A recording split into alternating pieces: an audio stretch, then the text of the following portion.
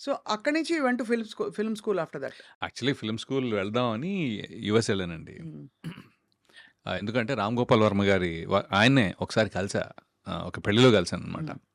పెళ్లిలో కలిసినప్పుడు వెళ్ళి పరిచయం చేసుకున్నాను. పరిచయం చేసుకొని sir very interested in 'maybe Varma, అబ్బి వర్మ' అన్నారా? అదొక్కటే అనలేదు నేను కావాలని. ఆ! యాక్చువల్లీ మా ఫ్రెండ్ "అరే! ఎళ్లి కలిసావా?" అన్నాడు. కలిసానురా. ఏమని చెప్పావు?" అదే నేను ఇంట్రెస్టెడ్ ఉన్నాను. అది ఇది. సార్ నా పేరు రవి. నేను ఇలా ఇలా." "అదేంట్రా రవివర్మ అని చెప్పలేదా?" అన్నాడు. నేను చెప్పలేదురా. ఐ మీన్ నాకేమి నేను దాచుకోవాలో లేకపోతే చెప్పకూడదో అని కాదు గానీ, నాకు నార్మల్‌గా రవివర్మ పేరంటే చాలా ఇష్టం పర్సనల్‌గా. దట్స్ బికాజ్ రవివర్మ అనే ఆయన ఒక ఆర్టిస్ట్ కూడా నంబర్ 1. బట్ ఎందుకో నాకు పెద్దగా నేను పెరిగిన వాతావరణం అంతా హైదరాబాద్ అండి టోటల్‌గా. ఎక్కడా కూడా నేను అంటే ఆహ్, నాకు రాజుల ఫ్రెండ్స్ చాలా తక్కువ హ్మ్. యాక్చువల్లీ. హ్మ్. నా కజిన్సే ఎక్కువున్నారు. సో, హ్మ్. వాళ్ళు బట్ ఇన్ జనరల్ చాలా తక్కువ. హ్మ్. బికాజ్ పుట్టగానే టక్‌మని ఇక్కడికొచ్చేసాం. అవును.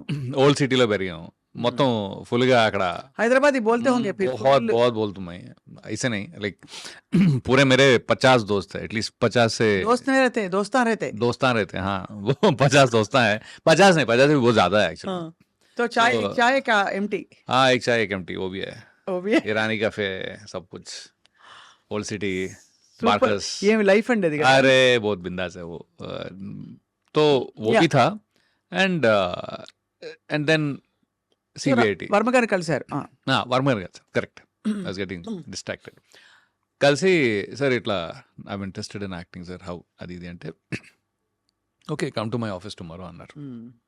అన్నారు కదా నెక్స్ట్ డే ఆఫీస్కి వెళ్ళానండి అనుకోకుండా ఆయన మాత్రం చెన్నై వెళ్ళారు ఆ టైంలో ఓహో! సో ఆఫీస్లో ఎవరో ఒక అసిస్టెంట్ డైరెక్టర్ ఎవరో ఉన్నారు ఆయన ఏంటి భయ్యా మరి ఇంత సన్నగా ఉన్నావు నువ్వు అన్నారు లిటరలీ మళ్ళీ అదే క్వెషన్ వచ్చిందా? అదే క్వశ్చన్ వచ్చింది కొద్దిగా పెంచు బాడీ కొద్దిగా పెంచు మరి ఇంత సన్నగా ఉన్నావేంటి అయినా ఓ పని చేయొచ్చు నువ్వు ఏం చేసావు ఇంజనీరింగ్ అయితే నువ్వు యూఎస్ వెళ్ళి యాక్టింగ్ నేర్చుకుని రావచ్చుగా కొద్దిగా లావు కూడా అయి రావచ్చు లిటరలీ దిస్ ఇస్ వాట్ ఈ సజెస్టెడ్ ఓకే ఓహ్! అక్కడికెళ్తే ఫుడ్‌కి లావు అవుతారేమో. అంటే తనకి ఏమైనా ఐడియా ఉన్నట్టుంది ఆల్రెడీ ఓకే సో తనేమో మరి ఆయన ఎవరో తెలియదు కలిసి ఇప్పుడు ఎవరైనా గుర్తుండి కాల్ చేస్తే బాగుండాను అనుకుంటున్నాను కానీ బట్ దట్ పర్సన్ ఆయన నన్ను వెళ్ళమంటే నేను ఐఎమ్ లైక్ ఓకే బహుశా మరీ అక్కడేమైనా నేర్చుకుంటే బాగుంటుందేమో అని ఒక చిన్న ఫీలింగ్ ఉండేది సో అప్పుడు మళ్ళీ నేను జిఆర్ఈ టోఫల్ రాసెళ్ళా హ్మ్.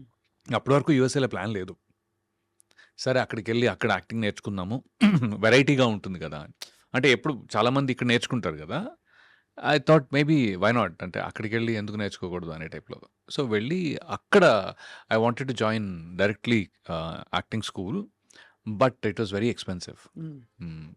ఇప్పుడు సాగర్ చంద్ర ఉన్నారు కదా ఆయన సదర్న్ ఇల్లినాయ్ యూనివర్సిటీ కార్బన్డేల్లో చేశారు ఓకే స్క్రీన్ రైటింగ్ అవన్నీ నేను కూడా దానికి వెళ్ళా యాక్చువల్గా but it was too expensive $70,000 ఉండింది ఆ టైంలో అబ్బే మన వల్ల $70,000 $70,000 అంటే బాబాయ్ మన ఇల్లే ఒక 4 $4,000 కట్టేసి ఉంటాం అంటే బేసిక్లీ అట్ దట్ టైం ఇల్లు ఒక 2-3 లక్షలు కట్టగలిగాం basically that's it that is are every earning everything in it అనమాట అలాంటిది ఒక $70,000 అంటే ఒక 22 లక్షలు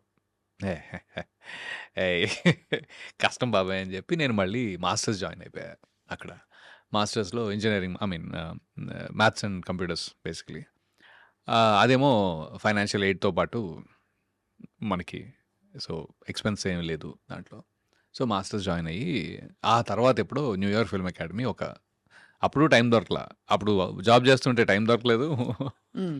but I could make time ఒక మూడు నెలలు హెల్ప్ చేసి వచ్చాను చేసొచ్చేసాక then after that films just happened. Film happened in 2000 before this one actually వెళ్ళక ముందే దేవకట్ట గారు ఆ టైంలో దేవకట్ట గారు చిన్న ఫస్ట్. దేవకట్ట గారు ఆ టైంలో హీ వాజ్ డూయింగ్ వలస అని ఒక టీవీ సిరీస్ లాగా హ్మ్. అంటే టీవీలో మన ఈటీవీయో జెమినియో ఏదో దాంట్లో ఒక చిన్న ఎపిసోడిక్గా హ్మ్. హ్మ్. చేద్దామని అనుకున్నారు ఆయన చేద్దామని అనుకుని ఒక I think few episodes that he did దాంట్లో వేరే నా ఫ్రెండ్ ఉన్నాడు కిషోర్ అని. తను చెప్పాడనమాట. "అరే! ఇక్కడ నా రూమ్‌మేట్ దేవా అని ఉన్నాడు. తను interested in movies. You want to go meet him" అంటే, "అవునురా ఎళ్తానని" చెప్పా. అదే క్రమంలో రాజన్ డీకే గారిని కూడా కలిసా ఆ టైంలో. డీకేని ఎక్కువ కలవలేదు. రాజ్‌ని ఎక్కువ కలిసా ఆ టైంలో. సో, దేవా వచ్చేసి, "సారీ బ్రదర్, నేను ఆల్రెడీ అందరిని హైర్ చేసేసుకున్నాను. 2 మంత్స్ అయింది నేను ఆల్రెడీ స్టార్ట్ చేసి. సో, ఎవ్రీ వీకెండ్ ఆయన షూట్ చేసేవారు బేసిక్‌గా." నేనేమన్నానంటే, "సరే ఓకే అండి. ఫైన్, నాకు ఒక చిన్న హెల్ప్ కావాలి. మీరు నన్ను ఆడిషన్ తీసుకోండి. అప్పుడు నాకు తెలుస్తది నేను అంటే అసలు నేను చేయగలనా లేదా? ఇదే నాకు this is how it is అనేది మీకు తెలుస్తుంది నేను చేయగలనో లేదో." అంటే సరే అయితే అని చెప్పి ఆయన లీడ్ క్యారెక్టర్‌కి ఆడిషన్ తీసుకున్నారు. And he was very happy. Like, "అరే! నాకు తెలీదే, నువ్వు నువ్వు పోనీ ముందు కొద్దిగా కనపడి ఉంటే." అప్పుడు ఆయన ఆ క్యారెక్టర్ తనే చేస్తున్నారు actually. Because nobody else was interested much. So, ఆయనేమో, "నువ్వు దొరుకుంటే బాగుండేది. నేను ఓన్లీ డైరెక్షన్ మీద కాన్సంట్రేట్ చేసేవాడిని." సరే ఓకే, నో ప్రాబ్లమ్. నేను నెక్స్ట్ ఎప్పుడు ఏమనుకున్నా సరే ఐల్ డెఫినెట్లీ కాల్ యూ అని. అండ్ ఆ తర్వాత నుంచి we're in touch for the next 3-4 years.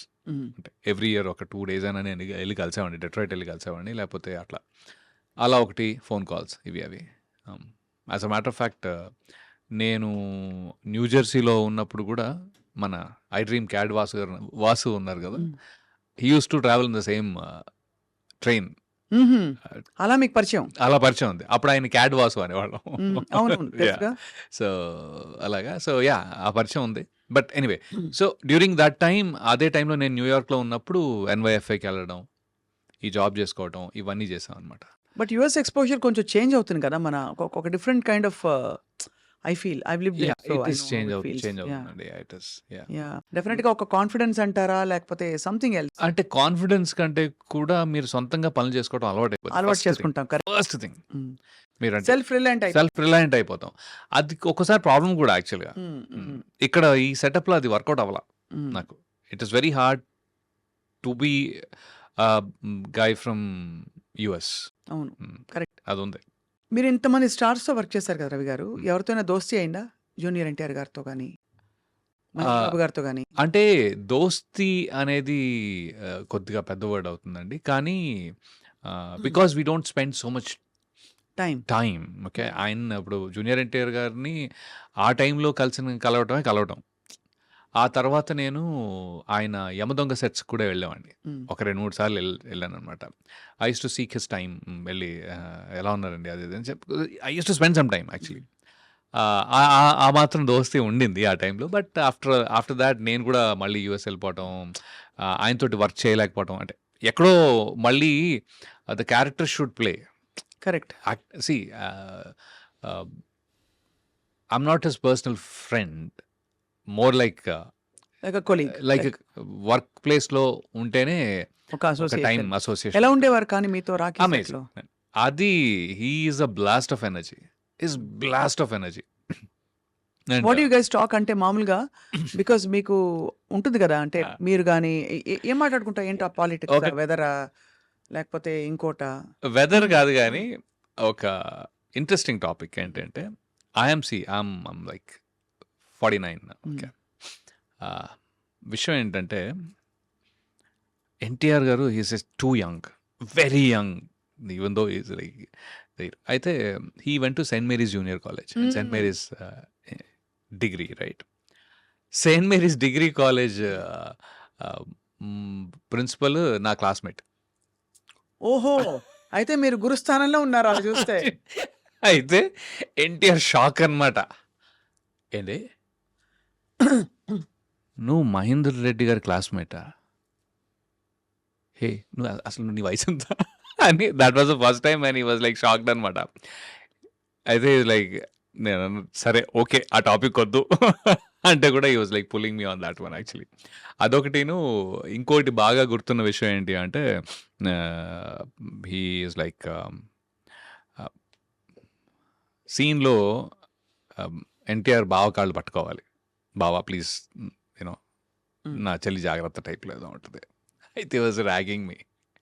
నేను వచ్చి నీ కాళ్ళు పట్టుకోవాలా? గురుగారు నాకు సంబంధం లేదు, కావాలంటే మీరు డైరెక్టర్ గారు నేను, తారక్ గారు ప్లీజ్ డోంట్ నన్ను ఇన్వాల్వ్ చేయకండి, మీరు చూసుకోండి, నేనే నన్ను ఎందుకండి లాగుతున్నారు దీంట్లో అని చెప్తే, ఇలా కాదు, నేను సినిమా రిలీజ్ రోజుని అరే పక్కా రవిని తీసుకురండి, మనతో పాటే సినిమా చూస్తాడు తను, ఫ్రంట్ రోలో కూర్చోబెడతాను. నా కాళ్ళు పట్టుకునే చూస్తాను. అప్పుడేమవుతుంది తెలుసా, నా ఆ. ఫ్యాన్స్ నీ చూసుకుంటారు. అరే ఇంత ఆఫర్ ఎందుకు బాబు నాకు, నేను నా స్థానంలో నేను బాగానే ఉంటాను, చుట్టుపక్కల కూడా కనిపించనని. రాఖీ రిలీజ్ రోజు మాత్రం నేను మాత్రం మీతో ఉండనని చెప్పేసా. So I think that beautiful memories ఇవన్నీ. హీఈస్ అమేజింగ్ అండి, he's very very good, he's super good actually. ఇంకోటి ఏంటంటే I became his fan after the movie. అంటే అంతకు ముందు కూడా is done fab job okay, కానీ అప్పటికి నేను కూడా యాక్టింగ్లో లేను కాబట్టి ఇది ఎంత కష్టం అనేది నాకు తెలీదు. మైండ్లో ఏముంది చేయగలుగుతాం అంతేగా అన్నట్టు ఉంటుంది. బట్ ఒక సీన్, ఒక కెమెరా పెట్టిన తర్వాత how do you get in to as an actor, ఎలా, అది ఒక ప్రాసెస్ ఉంటుంది, ఇంత కష్టంగా ఉంటుంది. నాకు ముందు ఏం తెలియదండి యాక్చువల్లీ. సినిమా చేసేదాకా కూడా ఒకటే టేక్ ఉంటుంది అనుకున్నా, ఒకటే టేక్ ఉంటుంది, అది మనం చేసేస్తాం అయిపోద్ది అంతే కదా అని. బట్ నో, ఇది అసలు అంత సింపుల్ గానే కాదు.